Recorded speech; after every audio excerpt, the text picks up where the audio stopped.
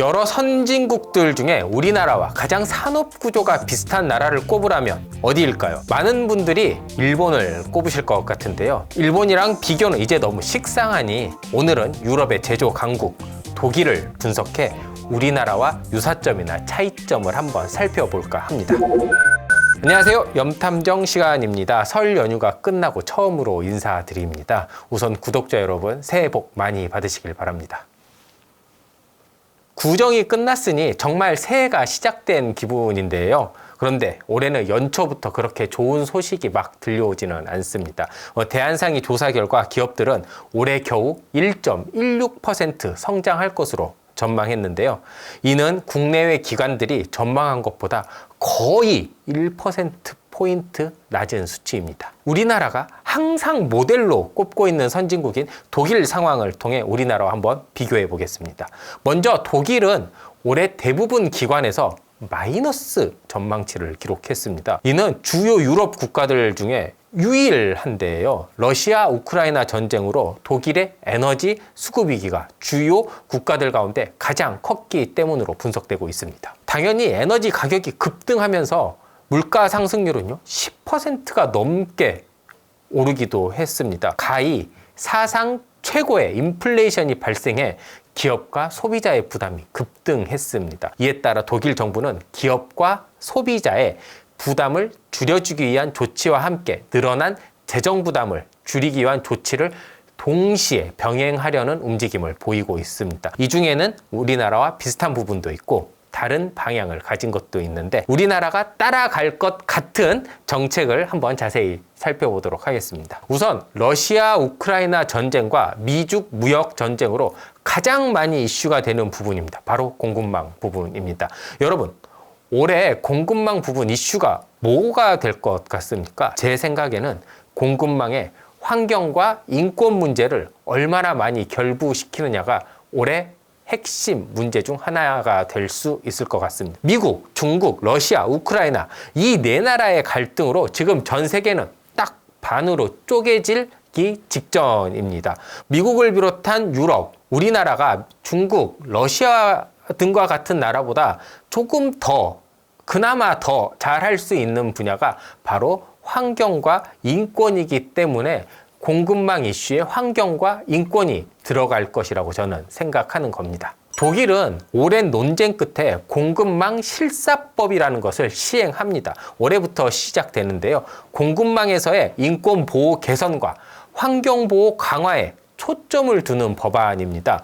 독일에 기반을 둔 기업, 그러니까 외국계 기업까지 전부 다 포함을 해서 공급망을 갖추는데, 그러니까 재료를 구할 때 기업이 더 많은 책임을 인권과 환경에 져라, 이런 내용의 법안인 겁니다.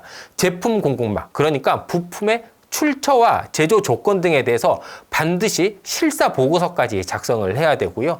여기에는 아동노동과 강제노동 금지, 노동자 차별 금지, 산업 안전보호, 적절한 임금 미지불 금지 등의 국경을 초월한 인권 기준도 반드시 보장되어야 합니다. 그리고 사람, 환경의 유해물질 사용도 반드시 적절하게 통제가 되고 환경 파괴를 방지하는 방안도 마련이 돼야 합니다. 독일의 에너지 기후보호재단은요, 올해만 이 법안에 글로벌 900개의 기업이 영향을 받고요, 내년에는 약 4,800개의 기업이 영향받을 것으로 예상하고 있는데, 여러분, 대부분 어디 나라 기업이 많은 영향을 받을까요?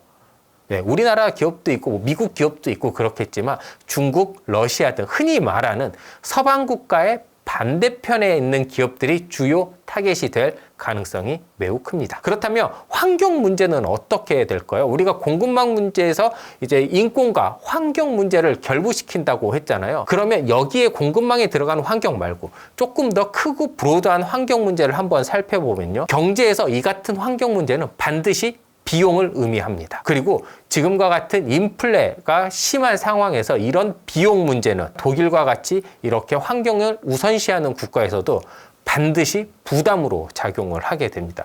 그렇기 때문에 이런 환경과 관련된 여러 정책들은 올해 독일도 주춤할 수밖에 없습니다. 자, 예를 한번 보겠습니다. 2021년에 도입된 이산화탄소세는 올해 인상되지 않았습니다. 이산화탄소세가 작년에 CO2 1톤당 기존 25유로에서 30유로로 인상이 됐습니다. 근데 올해는 원래 35유로로 인상이 됐어야 했거든요. 그런데 인상하지 않았습니다. 최근 전쟁으로 에너지 비용이 과도하게 상승하면서 독일 정부가 동결해버린 겁니다. 일단 2024년에 기존의 톤당 30유로에서 35유로로 인상할 계획이라고 밝혔고, 이제 차근차근 이제 올리겠다라는 이런 계획만 밝힌 상태입니다. 자, 이번에는 에너지 관련 문제도 한번 살펴보도록 하겠습니다. 일단 독일 정부는 올해 1월 1일부터 전기 자동차 구매 지원을 줄입니다. 가격별로 나눠서 보조금을 지급을 하고요. 플러그인 하이브리드 자동차 구매에 대한 보조금은 더 이상 지불하지 않는다고 합니다. 또한 9월 1일 보조금 혜택은 개인만 신청이 가능하다고 합니다. 그리고 이런 친환경 보조금은 2025년 말에 종료될 예정입니다. 전기자동차 보조금, 그러니까 친환경 보너스라고 이제 독일에서는 얘기를 하더라고요. 이 예산이 2024년까지 34억 유로가 계획이 돼 있다라고 합니다. 그런데 이게 올해 예산이 21억 유로로 제한이 되고 있습니다. 만약에 올해 21억 유로를 다 쓰면 2024년은 13억 유로밖에 남지 않는 거죠. 그러면 당연히 이런 전기차 보조금은 축소될 수밖에 없다고 합니다. 그렇기 때문에 2024년부터는 진짜 정가, 그러니까 진짜 전기차 가격이 45,000유로 이하인 차량에만 구매 지원금이 제공될 예정이라고 합니다. 자, 이런 거 보면 이거는 약간 우리나라와 가는 방향성이 비슷합니다. 우리나라 같은 경우에는 이제 중국산 전기차 보조금을 나가는 걸 방지하기 위해서요. 뭐 인산철 배터리를 쓰는 건 안 주고 리튬 배터리를 쓰는 거에만 이제 주고 가격 제한도 두고 이런 게 지금 논의가 되고 있거든요. 아마 전기차가 활성화되면 규모의 경제 때문에 좀 뭐 줄이는 것도 있겠지만 언제까지나 산업을 보조금으로 이끌어 갈 수 없기 때문이라는 생각은 아마 독일이나 우리나라 둘 다 가지고 있는 것 같습니다. 가스요금과 전기요금도 한번 알아봐야 되겠죠. 에너지요금이죠. 자, 가스요금과 전기요금 같은 경우에는 독일 같은 경우에 정부 간섭이 엄청 강화됩니다. 작년 9월 29일 독일 정부는 급등하고 있는 에너지 비용으로부터 소비자와 기업을 보호하기 위해서요.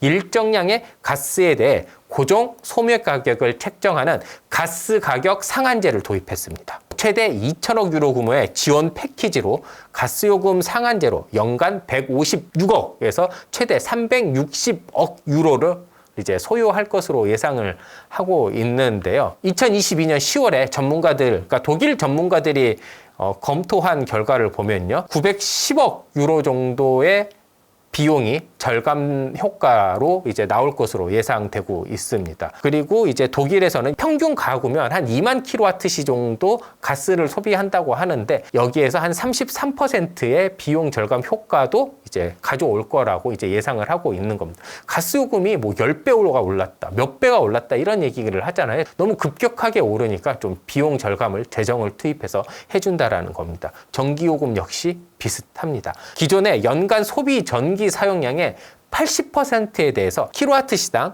40센트 고정 가격이 적용이 됩니다. 산업용 전기 역시 기존에 사용했던 70% 정도까지는 킬로와트 시당 13센트가 적용된다고 합니다. 갑자기 전기요금이 올라가면 이제 비용이 올라가는 거고 물가도 자극할 수도 있는 거고요.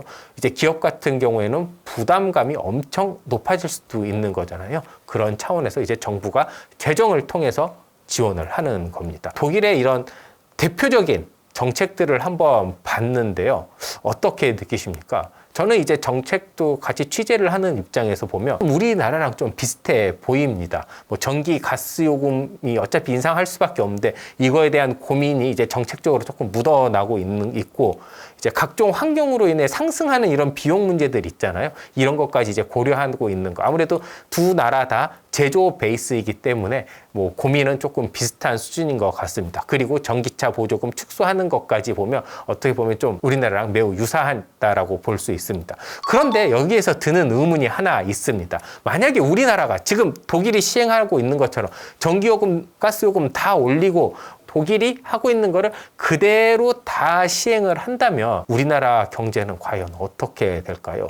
독일은 마이너스 성장률을 기록하고 있는데 우리나라도 독일과 같이 이렇게 마이너스 성장률을 기록하게 될까요? 물론 에너지 산업 구조가 독일과 우리나라는 조금 다릅니다. 그렇기 때문에 독일 사례를 바로 대입해서 우리나라가 이렇게 될 거다라고 얘기하기는 조금 힘든데 어찌됐건 우리나라가 산업 구조든지 에너지 구조든지 독일을 롤 모델로 삼는 부분이 어느 정도는 있습니다.